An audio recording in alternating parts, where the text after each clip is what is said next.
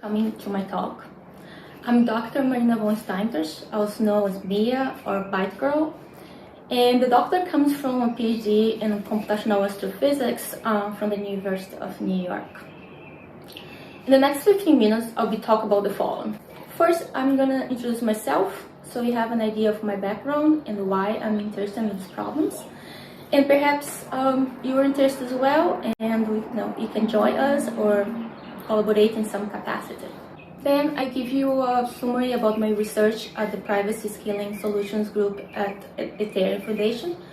And after that, I wish you a great weekend. I hope you have a lot of fun in Prague, the alchemist city. So let's begin. So this is the TLDR of my story. I was born in Brazil, and since an early age, 6 or 7 years old, I started playing with computers. My parents didn't have much money, so I would sneak out at my uncle's computer when he was not home. Later on, my mom was able to get me a Pentium 2, and then the story began.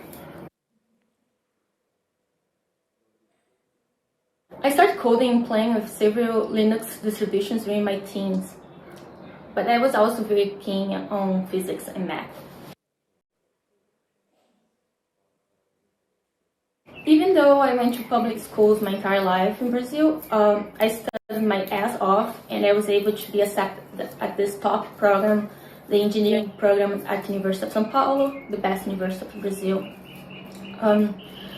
Right after that, I got a full scholarship for a PhD in Stony Brook, and in my last year in college in Brazil, I also got a summer scholarship to spend a summer researching at NASA Goddard Center in Washington DC. When I moved to the US by myself, I bet in the hope of finding a better life that I had in Brazil, and that was right after my dad was murdered in Brazil. In New York, I took all the classes I could in theoretical physics, some math, grad courses, and a lot of computer science courses. I wrote several papers. I wrote academic books on group theory, quantum field theory, and quantum information. I researched and published papers in the Los Alamos National Lab and the Brookhaven National Labs. And I also wrote a book in Python, algorithms and data structures. I got really into code, machine learning, and hacking, so I decided to turn down an offer of postdoc at the Los Alamos laboratory to get a job as a back-end engineer at the security team at Yelp in San Francisco. That was when my career as an engineer started. Right after that, I worked at Apple in the Core OS team. And then after a year in Cupertino, I became a nomad, working at the security and fraud team at Axie. At some point after that, I realized I need to find some personal answers regarding the meaning of life or myself or my existence. So I took a little gap time to travel the world as a nomad, and I learned to surf. I went to awesome places to snowboard. I took a lot of pictures, and I made some abstract drawing videos of the places I visit. Even though the concept of home was always diffused for me, being officially homeless was mostly liberating and changed me forever. When I was back to my passion of being a scientist and an engineer, I knew I could only work with purpose. I would choose where to work wisely. I joined Shopify during the pandemic because I admired Toby and the impact that they had in the world. With Shopify, anyone could have their own business, and if my dad had those resources in Brazil when I was growing up, our lives would probably be different. At Shopify, I was one of the founders of the blockchain team, and I became informally the head of blockchain engineer, helping to oversee NFT drops to some big partners and educating everyone regarding blockchains. I left that well-regarded position at the end of 2021 to go to the wild.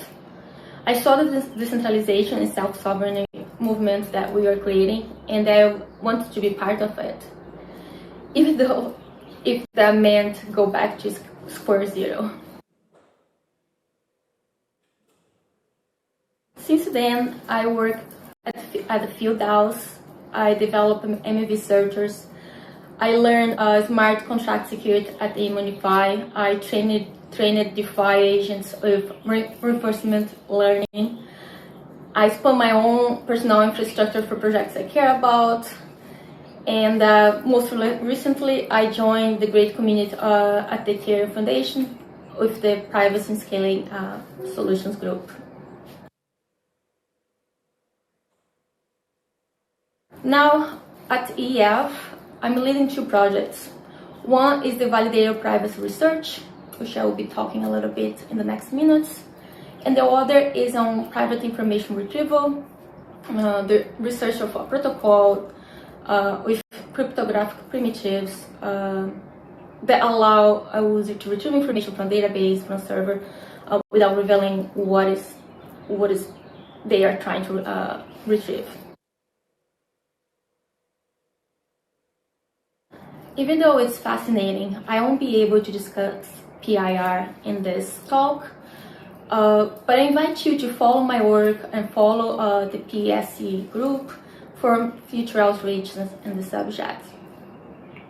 Now, let's take the next minutes to actually talk about the research on validator privacy. Thank you, and let's move on to my presentation.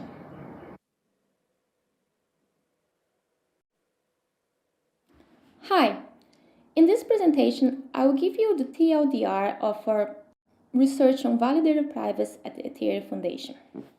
With the advent of the merge in September of last year, the Ethereum network moved away from its original proof-of-work consensus mechanism to the implementation of proof-of-stake.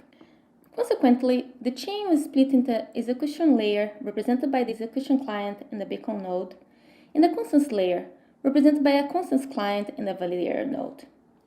However, even though both clients are logically separate, they can still be run on the same machine and network address. One of the most significant consequences of this update was highlighting the role of validator stakers. There are over 600K active validators in the Ethereum network in the time of this writing, holding over 90 million stake each. While staking rewards have significantly shifted to enterprise solutions such as Validator as a Service, LSCDs, staking pools, and centralized exchanges, solid stakers' contributions are essential to help preserve the sovereignty and the decentralization ethos of the Ethereum project. The Ethereum 2.0 Beacon chain, a ledger of accounts that coordinates how new blocks are created and validated in the chain, provides the heartbeat to Ethereum's consensus and introduces the network's consensus logics and block gossip protocol. While the validator client is responsible for credentials and consensus masters, bringing the network to a consensus and a finalized state, the execution client is responsible for participating in the blockchain P2P network by subscribing and publishing messages to gossip sub topics and storing blockchain data. In this new paradigm, every 12 seconds, a validator is randomly chosen to propose a block through a new slot. The total number of validators is split up into committees, and one or more individual committees are responsible for attesting to each slot. One validator from the committee is chosen to be the aggregator, while the other 127 validators are just attesting. After each epoch, defined by 32 slots or 6.4 minutes, the validators are mixed and merged in the new committees. Since the POS validation scheme requires validator public keys on the Beacon chain to be known to everyone ahead of time, the validator ordering for slots is known by the network within the epoch. In other words, block proposals from an epoch are revealed in advance.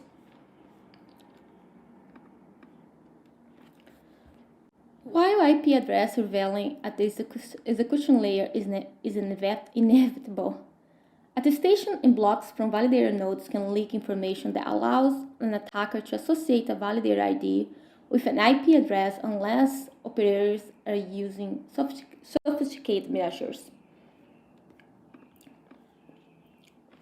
In addition, even though a validator can submit the consensus message to multiple B-account nodes, there are still risks of metadata analysis attacks, including the size of the message, frequency of broadcasting message, the timing of the message, joining or leaving subnet events, and packet or data size difference between attestation and other messages. If the validator IDs or wallet addresses on the consensus layers can be linked to the backend IP address, the validator operator could be de-anonymized, permitting consequences such as destabilizing the network, denial of service of block producers through things such as validator sniping, and solicitators' disenfranchisement due to government sanctions, for example, OFAC, or even worrying of having their device stolen. A popular scenario discussed among researchers is of an attacker watching the B-account chain network by running a node modified to gather the IP address of all connected peers when they broadcast attestations. The attacker can then create a database of IPs and public keys, and with this information, they could take the validator offline when it becomes a block proposer. In a sophisticated raid, the attacker controls the next validator proposer, taking all the MEV opportunities, for example. In summary, no adversary should be able to link personally identifiable information to staking activities. So we care about obfuscating the connection between a validator and its IP address. For instance, stakers with a non-KYC wallet should have plausible deniability in controlling a validator that proposed or attested to a particular block, for example, with OFAC restrictions. How can the validator sign and produce message be disassociated from the backend node it originated?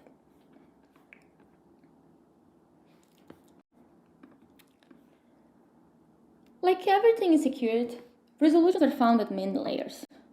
A comprehensive solution would include a mechanism of validator proposer elections that protects the identity of the next proposer, a network anonymity mechanism that doesn't mess with the current block proposing latency, zero-knowledge proving mechanisms like ZK snarks for message credibility and spam protection, even to verify the legitimacy of a validator. For instance, prove that they are unique and valid without revealing more information.